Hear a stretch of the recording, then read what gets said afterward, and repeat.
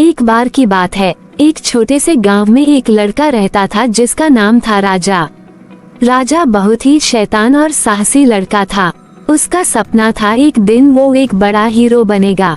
एक दिन राजा को एक पुरानी किताब मिली अपने दादाजी के पुराने संदूक में।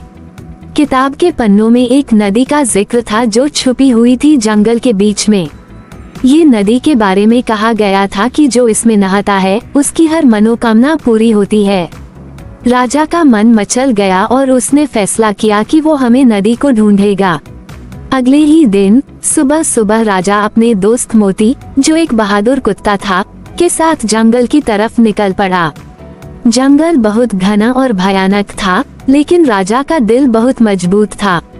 वो चलने लगा। रास्ते में उनको बहुत सारी मुश्किलें दिखी, कांटे, छुपके और जंगली जानवर, लेकिन राजा ने हिम्मत नहीं हारी। अंत में कई घंटों के बाद राजा और मोती उस नदी तक पहुंच गए। नदी देखने में चमत्कारी लग रही थी, जैसे उसमें चमकती हुई सितारे हो। लेकिन नदी के पास एक बुढ़िया बैठी थी जो राजा को देखकर मुस्कुराई। बुढ़िया ने कहा, बेटा, ये नदी जादू से भारी है, लेकिन एक शर्त है। इसमें सिर्फ वही इंसान नहाता है जिसका दिल सच्चा है। राजा थोड़ा घबरा गया, लेकिन उसका दिल साफ था। उसने अपने मन में सोचा कि अगर उसकी मनोकामना पूरी हो गई तो वह अपने गांव की मदद करेगा। उसने अपनी आंखें बंद कर ली और नदी में छलांग लगा दी। जैसा ही वो नदी में डूबा, उसके अंदर एक अनोखी ताकत महसूस हुई। जब वो ऊपर आया तो उसने देखा कि सब कुछ बदल गया है।